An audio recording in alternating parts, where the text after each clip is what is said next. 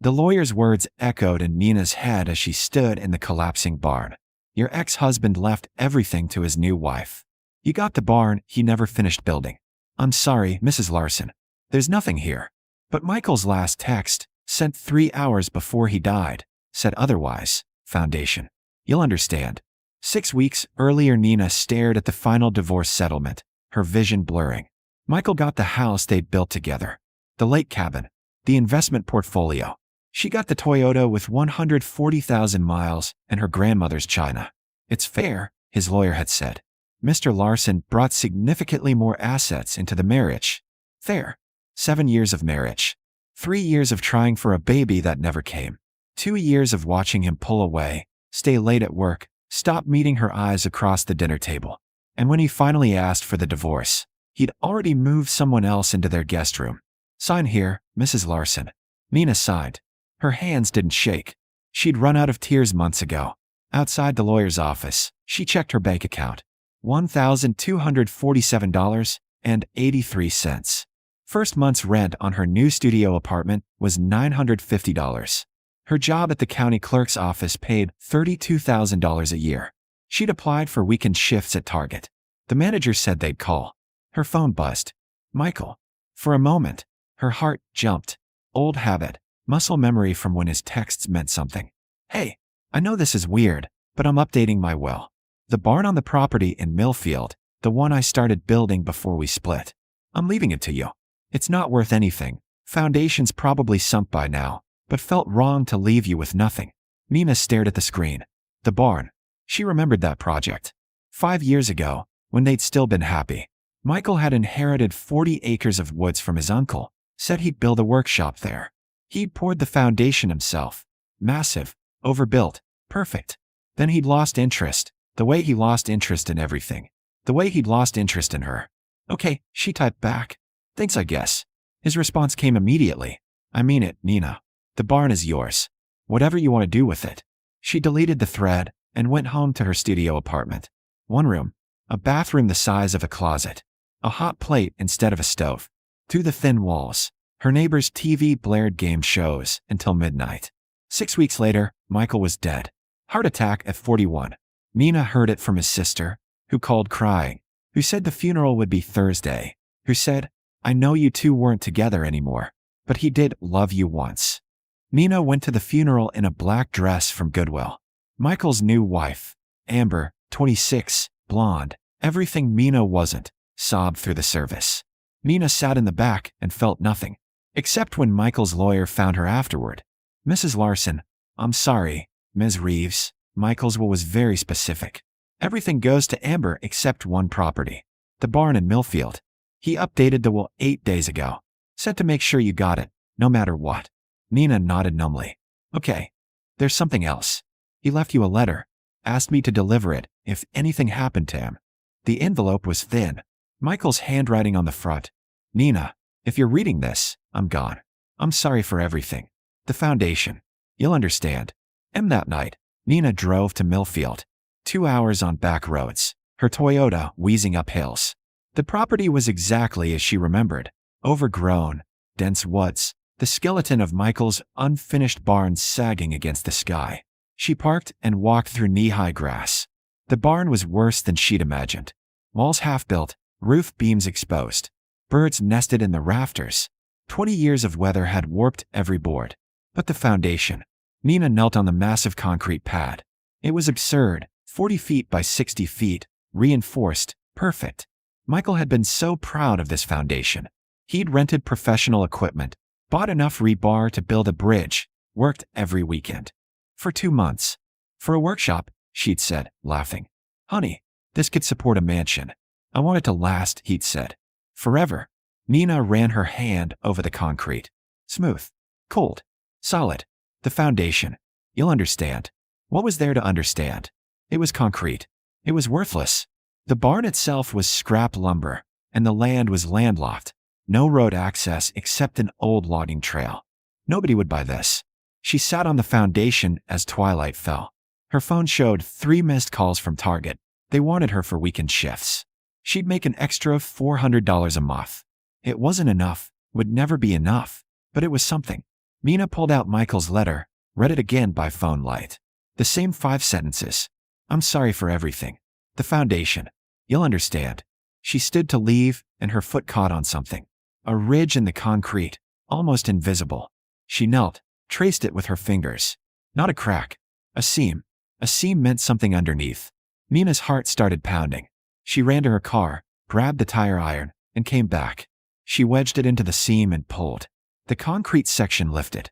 Beneath it, cut into the foundation itself, was a hollow space. And inside that space, in the beam of her phone's flashlight, something gleamed. Mina's hands shook as she lifted the first bundle. Plastic-wrapped, vacuum-sealed, heavy. She tore the corner and gold coins spilled onto the concrete. Real gold. She could feel the weight, see the mint marks catching her phone's light. She pulled out another bundle. Then another. The hollow space was 6 feet long, 3 feet wide, packed solid. Not just gold coins, paper bills, jewelry, more coins in different sizes. And beneath it all, a waterproof case. Mina opened it. Documents. Certificates. A handwritten inventory in Michael's precise engineering script. Gold American Eagles. 2,400 coins silver bars. 180 pieces cash. USD $340,000 rare coins. See attached appraisals estimated $12 million jewelry. Estate acquisitions estimated $8 million. The list went on. 3 pages. At the bottom, a note. Total estimated value as of last appraisal. March 2024, $298 million. Mina sat back hard. $298 million. Buried under a barn foundation. Her phone buzzed. Target, confirming her weekend schedule. She stared at the notification, $12.50 an hour to fold clothes and stock shelves, while sitting on $1/3 billion. This wasn't possible. This wasn't real. But the gold was real. The weight in her hands was real. The documents had professional appraisals, authentication certificates, purchase records going back 15 years. Mina's mind raced. Michael had been a structural engineer. Good job, solid income, but not wealthy. Not like this. Where had this come from? She dug deeper into the waterproof case. More documents. Bank statements for accounts she'd never known existed. Purchase orders for gold bullion, dated monthly for 10 years. And then, stapled to the back, a longer letter. Mina, if you're reading this, you found it. I wasn't sure you would. I wasn't sure I wanted you to. But you deserve to know the truth. My uncle didn't just leave me land. He left me everything. $20 million in cash and assets from investments nobody in the family knew about. He was eccentric, paranoid, brilliant. He didn't trust banks or the government. He collected rare coins, precious metals, anything tangible. I inherited it all when I was 23, before I met you. I never told anyone. Not my parents. Not my sister. I invested it, grew it, and hid it. By the time we got married, it was worth over $100 million. I built this foundation to hide it. Poured enough concrete to look normal on top, but underneath, engineered hollows, climate-controlled, waterproof. I told myself I'd tell you eventually, that we'd use it to build our dream life. But I never did. And the longer I waited, the harder it got. How do you tell your wife you've been hiding a fortune? That every time she worried about money, about fertility treatments we couldn't afford, about whether we could buy a bigger house, all of it was a lie. I was a coward. I convinced myself you loved me for who I was, not what I had. That telling you would ruin everything. And then you wanted a baby so badly, and the doctor said IVF might help, and you cried about the cost. And I said we'd make it work somehow. I let you believe we couldn't afford it. I let you blame yourself when it didn't happen. I let you think we were struggling when I had hundreds of millions buried in the ground. By the time I realized how badly I'd failed you, it was too late. You looked at me differently, like I'd disappointed you. And I had, just not the way you thought. I started the affair because I wanted to feel like a good person again. Amber didn't know about the money. She liked me, regular engineer me. It felt clean, uncomplicated. But you deserve this. All of it. The barn is yours. The foundation is yours. Everything hidden inside is yours. I updated my will to make sure. I'm sorry I wasn't brave enough to give it to you when it mattered. I'm sorry for every lie, every omission. Every time I let you feel small when I could have made you feel infinite. The foundation is yours. Finally. Completely. I loved you. I just loved myself more. Mina read it 3 times. Her hands clenched the pages. $20 million when they got married. Over $100 million during their marriage. And he'd let her work herself sick. Let her take on debt for their wedding. Let her cry about infertility treatments they couldn't afford. She'd blamed herself. Thought she wasn't enough. Thought if she'd been prettier, funnier, better, maybe he would have stayed. And the whole time, he'd been sitting on a fortune, playing regular guy, acting like a hero for buying her dinner at Applebee's. Mina's phone rang. Unknown number. She answered. Mina Reeves? This is Detective Chun with Millfield Police. We had a report of a vehicle on the old Larson property. Everything okay out there? Mina looked at the open foundation, the gold catching moonlight. Yes, it's my property. Just checking on it. Your property? I thought it was left to me. In the will. I can send you the paperwork. No, that's fine. Just making sure everything's secure. You be safe out there. She hung up. Secure. Nothing about this was secure. She had $300 million in untraceable assets buried under a barn, her ex-husband's confession to financial abuse, and nobody who knew except her. Mina carefully repacked the bundles. She couldn't move it tonight. Too much, too visible. She needed a plan. She needed help. She needed to subscribe. Wait, no? She needed to think.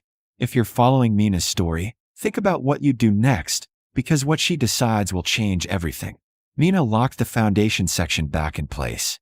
She took photos of everything, the inventory, the letter, the documents. She uploaded them to a cloud drive with a password only she knew. Then she drove home to her studio apartment, climbed into bed, and didn't sleep for a single second. Because tomorrow, she'd have to decide. Tell someone, or keep Michael's secret. Use the money, or leave it buried. Become the woman who inherited a fortune, or stay invisible. The foundation was hers. Finally. Completely. Now she just had to figure out what that meant. Mina sat in the lawyer's office at 9 a.m. sharp, a USB drive in her purse containing every photo, every document, every piece of evidence. Attorney Sarah Chun, no relation to the detective, listened without interrupting. So you're telling me, Sarah said slowly, that your ex-husband had $298 million in assets during your marriage, never disclosed them in the divorce, and then left them to you in his will? Yes. And his widow has no idea. Correct. Sarah sat back. Mina, do you understand what this means? Those assets should have been marital property. You were entitled to half, minimum, in the divorce. He committed fraud. Massive, deliberate fraud. I know. And now he's left you the full amount, which means… Sarah's eyes widened. Oh, this is elegant. He knew if he disclosed during divorce, you'd get half and he'd have to explain where it came from. But Dad, with it in his will, it's yours free and clear. No questions. No fraud investigation. Just an inheritance. Mina nodded. She'd figured that out at 3 a.m., lying awake in the dark. Michael had planned this. Not the dying part, but the leaving it to her part. His final act of control disguised as generosity. What do you want to do? Sarah asked. I want to claim it. Legally. All of it. And I want to make sure Amber can't touch it. The will is clear. The barn and all its contents are yours. But Mina, once you claim this, it becomes public knowledge. Taxes alone will be astronomical. You'll be famous. Everyone from your past will come looking. Mina thought of her studio apartment, her $32,000 salary, the target application she'd filled out 3 times before they'd called back. She thought of Michael, sitting across from her at their tiny kitchen table, saying, maybe next year we can afford treatments, while sitting on hundreds of millions. I don't care, she said. It's mine. He took 7 years from me. I want what I'm owed. Sarah smiled. Then let's get to work. The appraisal took 3 weeks. Professional evaluators, security teams, climate-controlled trucks to move everything to a secure vault. The final number came back higher than Michael's inventory, $312 million after updated market values for the rare coins. Mina hired a tax attorney, an accountant, and a financial advisor. After federal and state taxes on the inheritance, she'd net roughly $180 million. Still an unfathomable amount. Still enough to rewrite her life. But first, she had something to do. She called Amber. We need to meet. They met at a coffee shop, neutral ground. Amber looked exhausted, grief-worn. Mina felt a flicker of sympathy. Then she remembered Michael's letter, his casual cruelty, and the sympathy faded. I wanted to tell you in person, Mina said. The barn Michael left me? It contains significant assets. The estate is being reevaluated. Amber blinked. Assets. Like tools or something. Like over $300 million in gold, cash, and rare coins. Amber's face went white. That can't be. It's real. It was hidden during our marriage. It should have been disclosed in our divorce. It wasn't. And now it's mine. But I'm his widow. I deserve. You got the house. The cabin. The portfolio. Everything he legitimately owned in his name. Mina kept her voice level. This was hidden from both of us. But he left it specifically to me. The will is clear. Amber stood up, her chair screeching. This is insane. You can't just... I'm getting a lawyer. That's your right. But Amber. Mina met her eyes. He lied to you too. You weren't special. You were just newer. Amber left without another word. Mina sat alone in the coffee shop, stirring cold coffee, feeling nothing. Amber's lawyers tried. They contested the will, argued undue influence, claimed Michael wasn't of sound mind. It took 4 months and cost Mina $800,000 in legal fees. She won. 6 months after finding the foundation, Mina stood in the county clerk's office, her old workplace, and handed in her resignation. You won the lottery, or something? Her manager asked, half joking. Or something, Mina said. She bought a house. Not massive, not ostentatious, just a real house with a yard and a kitchen where she could cook actual meals. She set up a foundation, the Second Chances Fund, for women rebuilding after divorce. Legal fees, education costs, housing assistance. She funded it with $20 million and hired a director to run it properly. She donated $10 million to infertility research, anonymous except for a note, for everyone told they couldn't afford to try. She invested the rest conservatively, lived off the interest, traveled, learned she liked painting, adopted a dog, went to therapy, and unpacked 7 years of marriage to a man who'd lied every single day. One afternoon, she drove back to Millfield. The barn was gone. She'd had it demolished. But the foundation remained, empty now, just a massive concrete pad in the middle of 40 acres. She stood on it, remembering the moment she'd found the seam. The moment everything changed. Her phone rang. Unknown number. She almost didn't answer. Mina Reeves? This is Dr. Sarah Patel from the fertility clinic. I'm calling because the Second Chances Fund covered a treatment cycle for my patient, and she just found out she's pregnant. She wanted me to thank whoever made it possible. She's crying right now. I'm crying. This changed her life. Mina's throat tightened. Tell her congratulations. Tell her she deserved the chance. After she hung up, Mina sat on the foundation and let herself cry. Not for Michael. Not for the marriage. Not even for the 7 years he'd stolen. For the woman she'd been. The one who'd worked 3 jobs and believed she wasn't enough. For the woman she was now. The one who'd taken the scraps she was left and built something that mattered. The foundation had held treasure. But the real fortune wasn't the gold. It was knowing, finally, exactly what she was worth. Mina stood, brushed off her jeans, and walked back to her car. Behind her, the foundation sat empty under the afternoon sun, a monument to secrets, lies, and the moment everything changed. She didn't look back. Some foundations were built to hide things. Others were built to hold you up. Mina had learned the difference. And she was done living in the shadows of someone else's lies. The barn was gone. The treasure was claimed. The foundation remained. And Mina Reeves, divorced, dismissed, overlooked, drove away from it all, finally free.